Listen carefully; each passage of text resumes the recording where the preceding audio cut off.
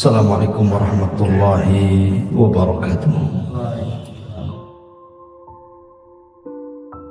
Pagi hari ini kita akan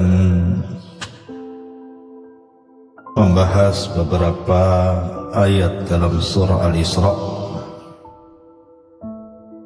tepatnya ayat ke-31 dan seterusnya. A'udzu billahi minasyaitonir rajim. Bismillahirrahmanirrahim. Wa la taqtulu auladakum khasyata imlakin nahnu narzuquhum wa iyyakum inna qatlahum kana hit'an kabira wa la taqrabuz zina innahu kana fahishatan wa sa'a sabila wa la taqtulu nafsan allati harramallahu illa bil haqq wa man qutila madluman faqad ja'alna liwalihi sultanan fala yusrif fil qatli innahu kana mansura wa la taqrabu malal yatim illa billati hiya ahsan hatta yablugha ashuddah wa awfu bil ahdi innal ahda kana mas'ula. Dan janganlah kalian membunuh anak-anak kalian karena takut kemiskinan. Kamilah yang memberikan rizki kepada mereka dan kepada kalian. Membunuh mereka itu sungguh satu dosa yang sangat besar. Dan janganlah kamu mendekati zina, karena sesungguhnya zina itu perbuatan keji dan satu jalan yang buruk. Dan jangan pula kalian membunuh orang-orang yang diharamkan membunuhnya, kecuali dengan satu alasan yang benar. Dan barang siapa yang dibunuh secara zalim, maka sungguh kami telah memberi kekuasaan kepada walinya, tetapi janganlah walinya itu melampaui batas dalam membunuhnya. Sesungguhnya dia adalah orang-orang yang akan mendapatkan pertolongan.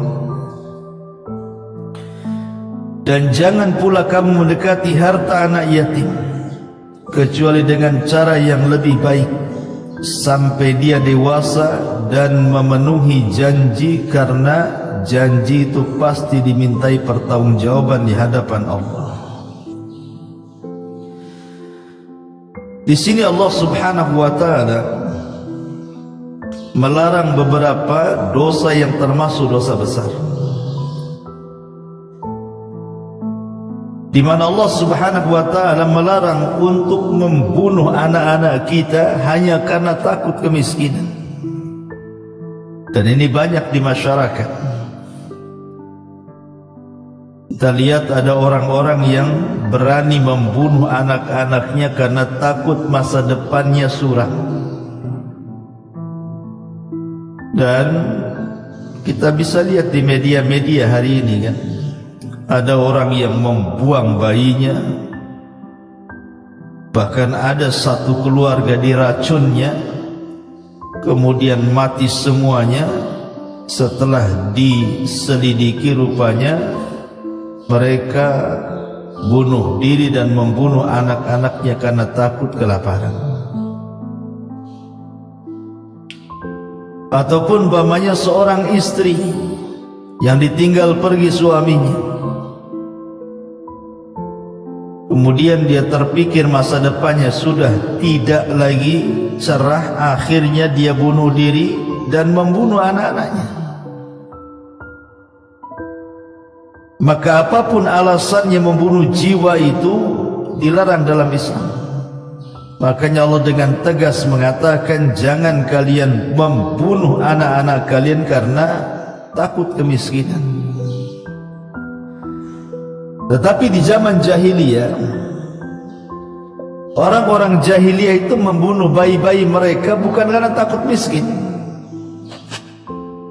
tapi karena perasaan malu yang mereka hadapi ketika lahir di tengah-tengah mereka anak perempuan. Jadi anak-anak perempuan di zaman jahiliyah itu aib bagi keluarga.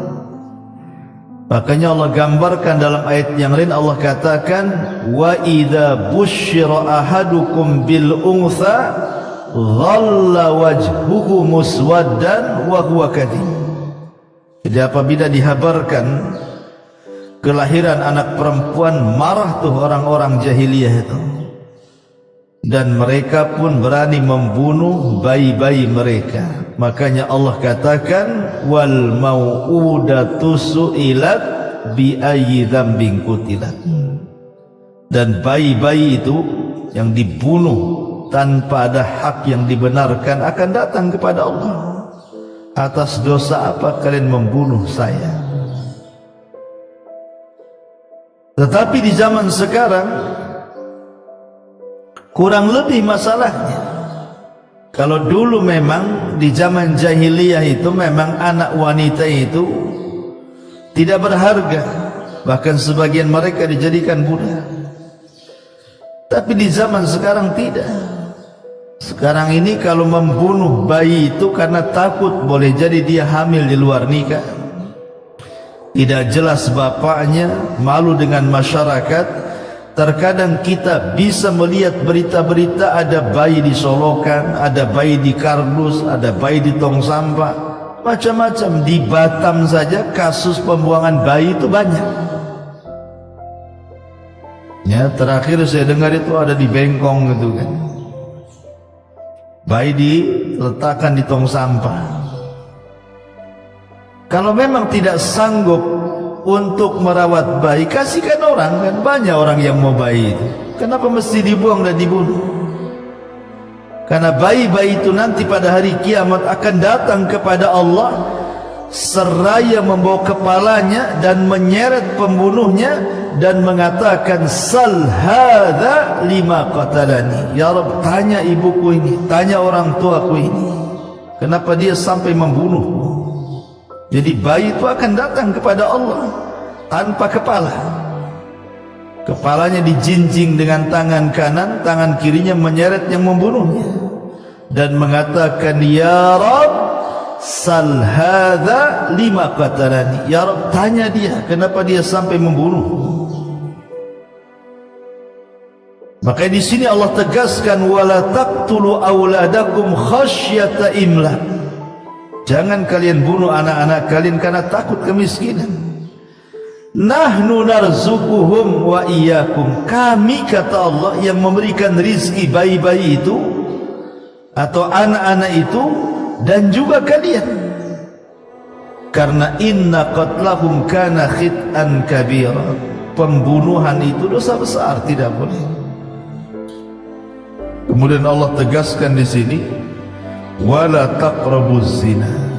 Janganlah kalian dekat-dekat zina. Kenapa setelah Allah melarang membunuh bayi karena takut kemiskinan, langsung bicara tentang dosa zina?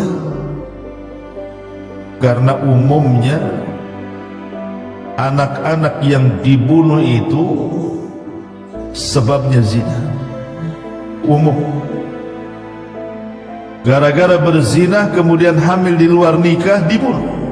Itu umumnya manusia. Dan itu yang tersebar gitu ya di berita-berita. Betapa banyak kemudian anak-anak yang masih sekolah di bangku SMP, SMA kemudian hamil gara-gara pacaran, pergaulan bebas. Kemudian bayinya entah digugurkan atau tidak bisa digugurkan, kemudian berhasil dilahirkan tapi dengan cara dibunuh akhirnya. Makanya setelah itu Allah tegas wala taqrabuz zina innahu kana fahishatan wa sa'a sabila. Karena zina itu fahisyah, perbuatan buruk dan seburuk-buruknya jalan. Ma'asyiral muslimin yang dimuliakan Allah Azza wa Jalla, Di sini saya ingin bentangkan sedikit soal masalah zina ini, khususnya di lingkungan keluarga. Ada perkara-perkara itu ikhwan yang tidak disadari suami istri, bahwa selama ini mereka hidup tidak ada hubungan suami istri, sehingga mereka ketika melakukan pergaulan atau menggauli satu sama lain, hakikatnya mereka sedang berzina. Dan kalau punya anak, maka anaknya dianggap zina. Jadi di masyarakat ini ada perkara-perkara yang tidak disadari oleh suami istri. Kalau dia sedang berzina, walaupun satu atap, dan anak yang dilahirkannya itu anak zina. Apa saja perkara-perkara yang tidak disadari? Pertama, ketika ada seorang suami istri, salah satu dari keduanya itu adalah pencela agama. Pamannya ada suami suka mencela agama, mencela Allah, mencela Rasul, mencela ayat-ayatnya, istihza biddin. Intinya salah satu dari pasangan itu mencela agama, atau dua-duanya pasangan itu mencela agama. Ingat hukum mencela agama, kafir. Allah subhanahu wa ta'ala yang mengatakan, Qul abillahi wa ayatihi wa rasulihi kuntum tastahzi'un la ta'tadhiru qad kafartum ba'da imanikum. Katakan, apakah dengan Allah, dengan Rasul dan ayat-ayatnya kalian mencelanya, mengolok-oloknya, mengejeknya? Katakan kepada orang itu, jangan cari-cari alasan, kalian sudah kufur setelah keimanan kalian. Maka kalau seandainya saya ilustrasikan, ada seorang istri dan suami. Suaminya ini mencela Allah, mencela Rasul, mencela syariat Islam. Yang paling banyak mencela syariat Islam, seperti mamanya mencela sunnah-sunnah Nabi SAW. Maka ketika suami ini mencela Islam, mencela Allah, mencela Rasul dan mencela agama, maka ketika itu hubungan suami istri terlarang. Karena suami yang mencela agama itu kufur, ya. Terlarangnya bukan karena suami menceraikan istri, tidak. Dalam kasus seperti ini tidak ada cerai. Dalam kasus seperti ini yang ada fasakh nikah. Fasakh nikah itu artinya batal nikahnya tanpa harus cerai. Karena ketika kemudian salah satu pasangan itu mencela agama, secara otomatis dia kafir. Dan tidak boleh seseorang berhubungan dengan orang kafir. Maka tidak boleh seorang istri mau melayani suami yang mencela agama, mencela Allah, mencela Rasul, mencela ayat-ayatnya. Ketika itu jangan dekati suami. Suami ada kafir. Lalu bagaimana caranya supaya hubungan itu dihalalkan kembali? Maka sang suami yang mencela agama itu, satu, dia harus taubatan nasuha. Bagaimana cara taubatan nasuhanya? Dia harus menyesal apa yang sudah diperbuatnya dari celaan-celaan dia kepada agamanya. Yang kedua, dia tidak mengulang kembali. Bukan tobat sebentar, besoknya pula mencela lagi. Dia tidak boleh mengulangi lagi. Yang ketiga, dia harus banyak istighfar. Astaghfirullah. Kemudian yang keempat, dia harus bersahadat kembali. Kemudian yang kelima, dia harus mandi. Mandi karena dia kafir, balik lagi ke Islam, mandi jinabah. Baru setelah itu halal kembali seorang suami menggauli istrinya. Kalau tidak dilakukan, maka selamanya Anda sedang berzina dengan orang kafir. Karena orang yang mencela agama itu kafir. Berarti kalau terus dilakukan hubungannya, Anda sedang berzina. Dan kalau punya anak, anaknya anak zina. Ini satu. Yang kedua, berhubungan dengan orang yang meninggalkan sholat. Umpamanya seorang suami berhubungan dengan istrinya yang tidak pernah sholat, atau sebaliknya istri yang berhubungan dengan suami yang tidak pernah sholat. Orang yang meninggalkan sholat, apalagi sampai mengingkari kewajibannya, dia kafir. Kata Nabi SAW, al-ahdu bainana wa bainahumus salah faman tarakaha faqad kafar. Perbedaan kita dengan orang kafir itu di salat. Siapa yang meninggalkannya, maka dia telah kafir. Maka kalau seandainya seorang suami itu tidak mau salat, bahkan mencela salat dengan mengatakan umpamanya, saya masih lebih baik walaupun saya tidak salat. Noh, tetangga sholat, tetap aja orang itu jahat. Dan ada orang yang menganggap dirinya baik pada tidak sholat tuh. Saya masih lebih baik, masih mendingan saya walaupun saya tidak sholat, tapi saya masih baiklah akhlaknya. Nih sebelah ini sholat rajin ke masjid, tapi akhlaknya nggak bagus. Ini yang dicela apanya ini? Orangnya atau sholatnya? Sholatnya.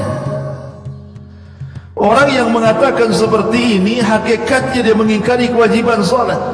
Tidak ada urusan dengan akhlak itu baik. Ya, yang jelas dia sholat, karena sholat itu kewajiban masalahnya. Kalau memang dia sholat dan belum berbenah akhlaknya, jangan disalahkan sholatnya. Boleh jadi dia belum sholat dengan sholat yang benar. Kalau dia sholat dengan sholat yang benar, tidak mungkin kemudian orang yang sholat itu akhlaknya buruk. Karena Allah Subhanahu wa ta'ala mengatakan, inna salata tanha anil fahsyai wan munkar. Sesungguhnya orang yang melaksanakan sholat itu bisa mencegah perbuatan keji dan mungkar. Maka kalau suami Anda tidak sholat atau istri Anda tidak sholat, jangan berhubungan. Kalau Anda berhubungan, Anda sedang berzina. Dan kalau punya anak, anaknya anak hasil zina. Ingat, ya, kalau suami tidak sholat atau istri tidak sholat, jangan ada hubungan. Ya, satu rumah jangan ada hubungan sampai dia bertobat. Ya, sampai dia bertobat. Apalagi dengan jelas-jelas suami Anda ini sama sekali tidak sholat.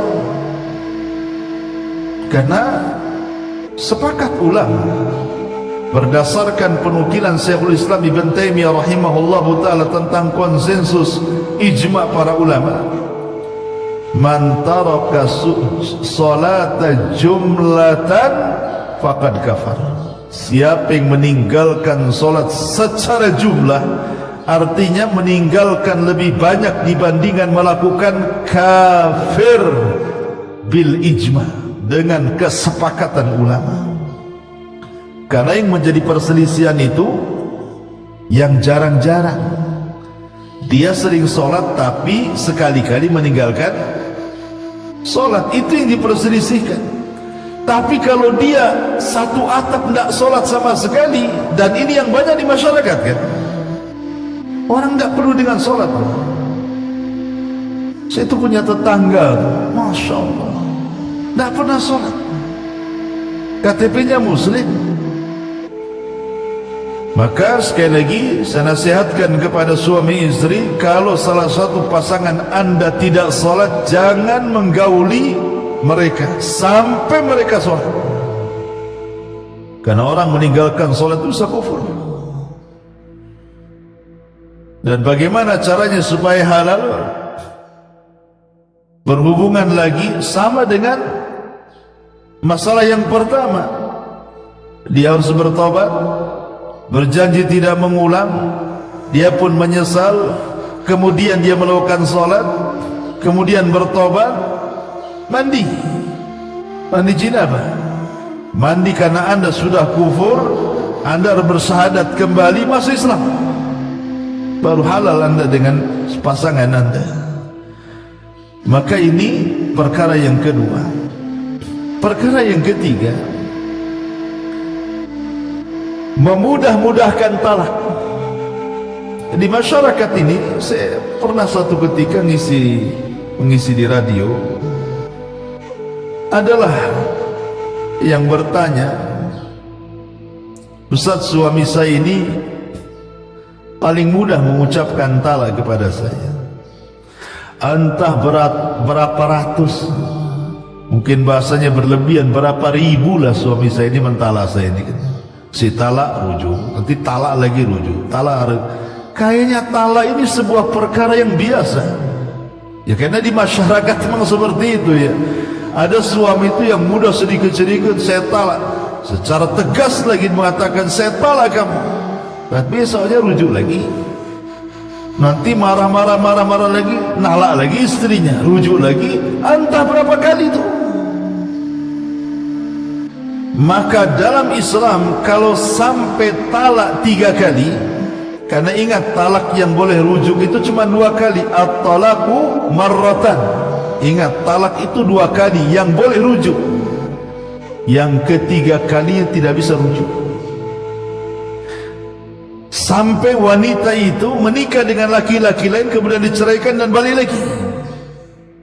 Kalau seandainya anda sudah mentalak istri anda lebih daripada 3, apalagi lebih daripada 10 kali talak, haram, tidak boleh menggauli istri, karena itu berzina namanya.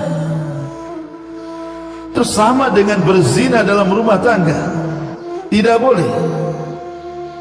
Kalau seandainya alasannya saya tidak tahu Ustaz, baru sekarang hukumnya, datang ke pengadilan agama, datang ke pengadilan agama, konsultasi dengan mereka bagaimana putusannya.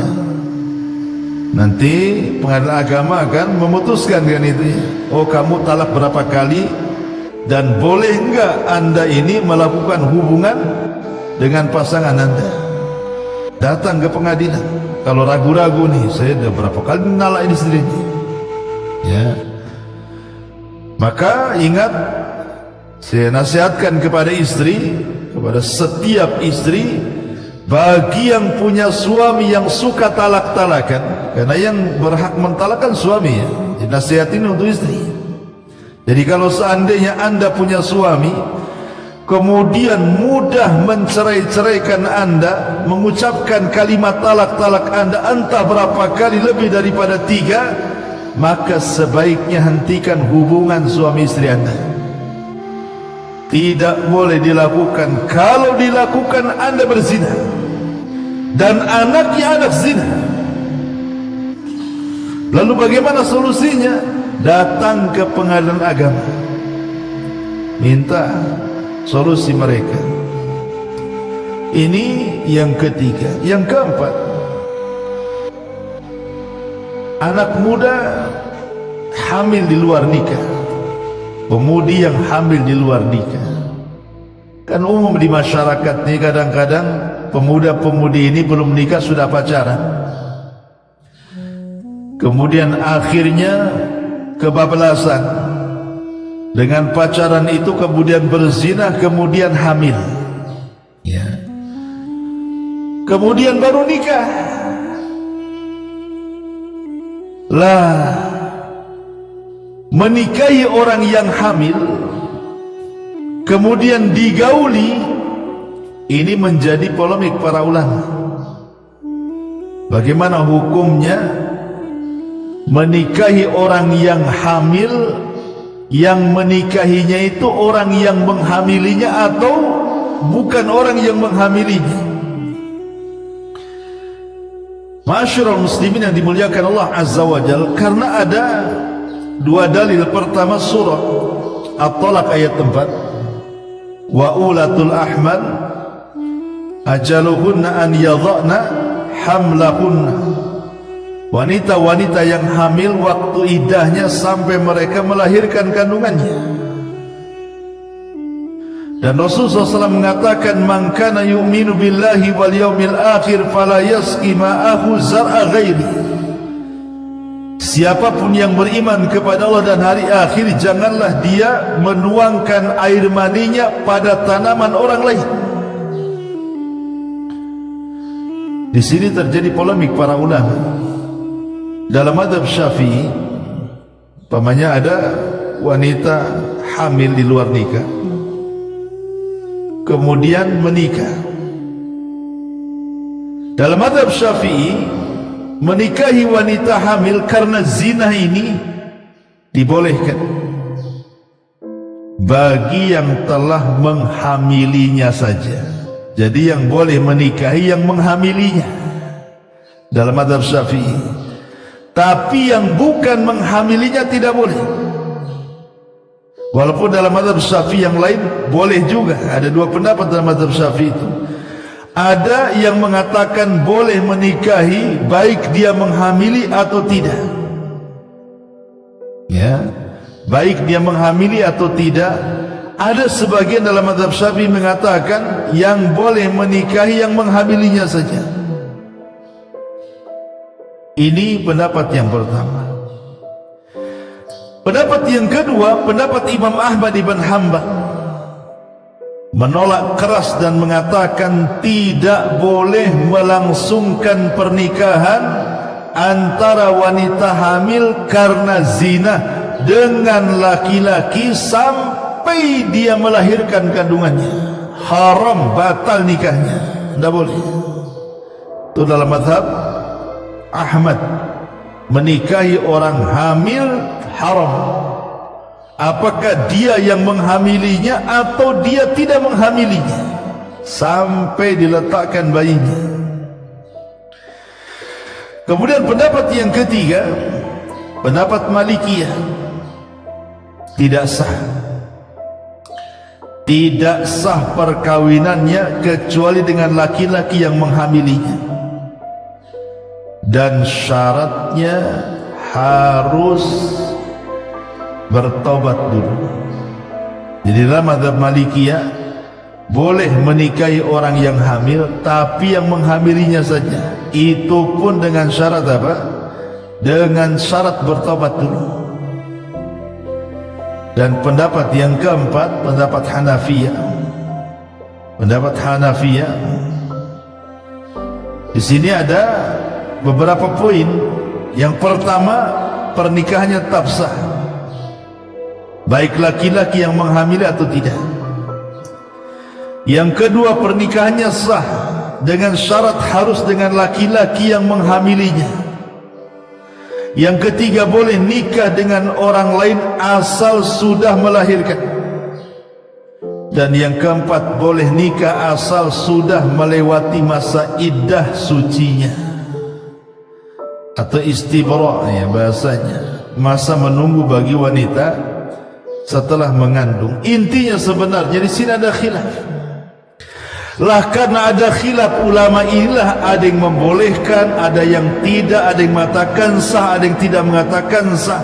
Ini kan jadi perkara-perkara polemik para ulama.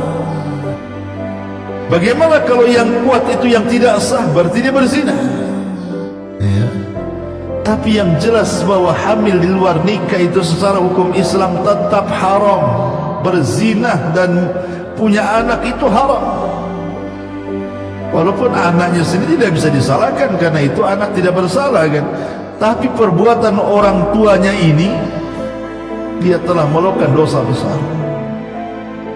Maka hati-hati, jangan sampai kemudian sebaiknya kalau seandainya sudah kecelakaan bahasa kitanya, hamil di luar nikah, sebaiknya gitu ya, kalaupun harus menutup aibnya, maka boleh menikah tapi jangan digauli sampai dia melahirkan. Itu pun kalau kita mengambil madhab Syafi'i. Ya, ma'asyiral muslimin yang dimuliakan Allah Azza wa Jalla. Kemudian yang nomor 5, menikah tanpa wali. Ini banyak di Batam.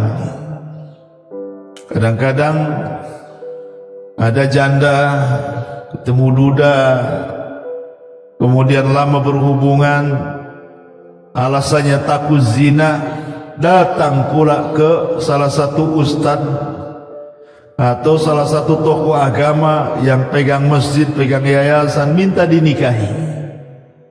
Tolong nikahkan saya Pak Imam, tolong nikahkan saya Pak Ustaz. Pak Imam, Pak Ustaz itu tidak berhak menikahkan. Yang menikahkan itu walinya, kecuali kalau Ustaz yang menikahkan itu dapat taukil, penyerahan dari walinya, entah lewat via telepon atau sekarang kan sudah ada komunikasi, diserahkan kepada Pak Ustaz atau Pak Imamnya, boleh menikahkan. Itu disebut nikah taukil namanya. Tapi kalau seandainya walinya tidak menyerahkan, entah berantah walinya di mana, alasannya untuk menghindar dari perzinahan, justru jatuh kepada zina. Itu hati-hati, karena zina dibungkus agama jadinya. Ingat, Allah Rasul SAW mengatakan, la nikaha illa biwaliyin wa syahidai adlin. Nikah itu tidak sah kecuali ada wali dan 2 saksi, kata Rasul. Ada wali, 2 saksi, sah. Tapi kalau tidak ada wali, tidak ada saksi, tidak sah. Walaupun ada saksi, tidak ada wali, tidak sah. Dan ini berlaku kepada gadis dan janda. Walaupun ada pendapat mazhab Malik, pendapat mazhab Abu Hanifah membolehkan janda itu menikah, tapi ini pendapat marju, tidak kuat, karena akan bertentangan dengan dalil la nikaha illa biwaliyin wa syahidai adlin. Jangan menikah kecuali dengan adanya wali dan juga 2 saksi.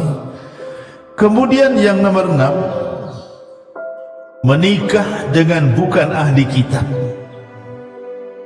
Pamannya menikah dengan orang Hindu, perempuannya Muslim, laki-lakinya Hindu, Buddha, atau agama-agama di luar daripada Yahudi dan Nasrani. Dalam keyakinan Islam tidak boleh. Kalau tetap dilangsungkan, Anda sedang berzina.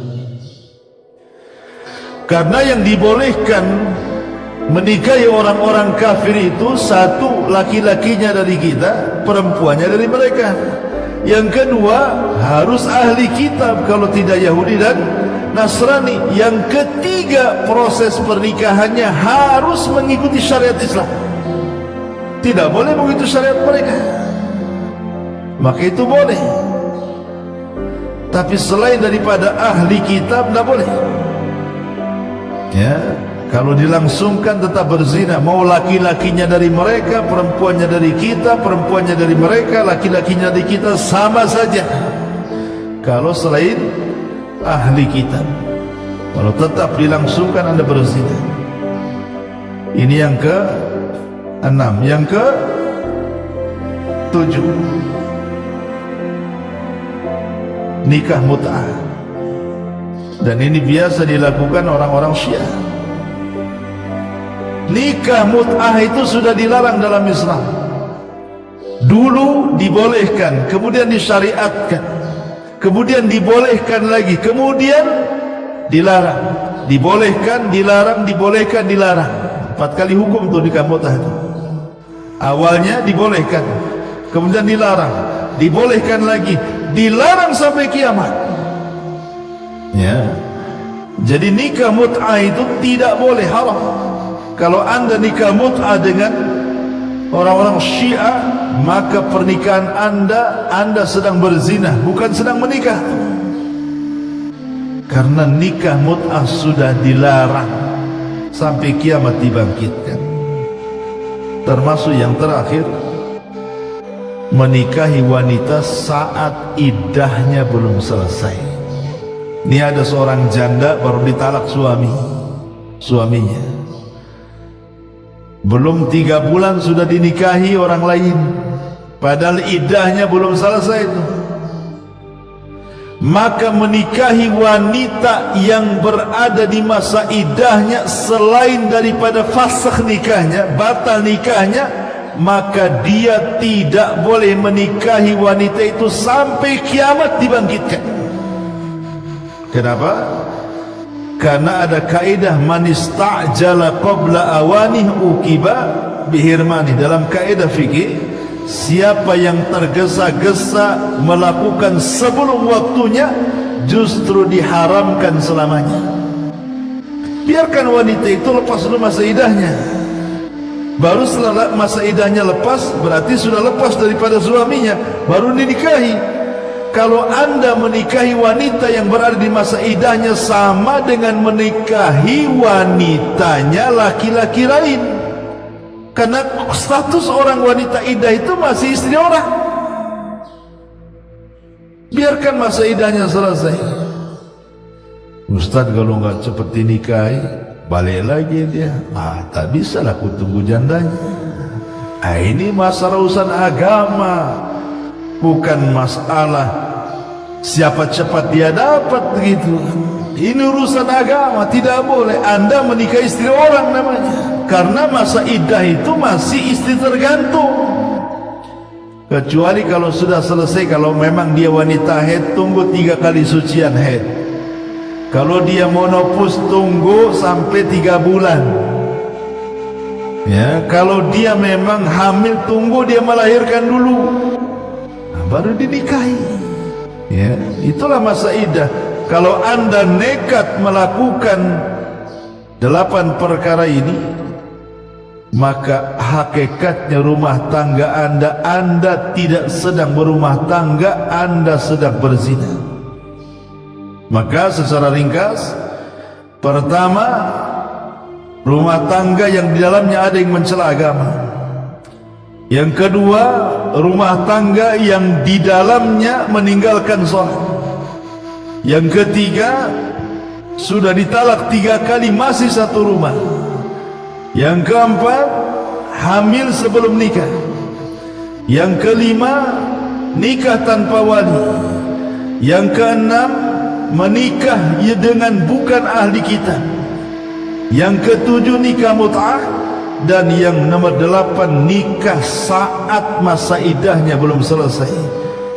Inilah yang menjadikan seorang suami istri berhubungan dianggap zina dan anaknya anak zina.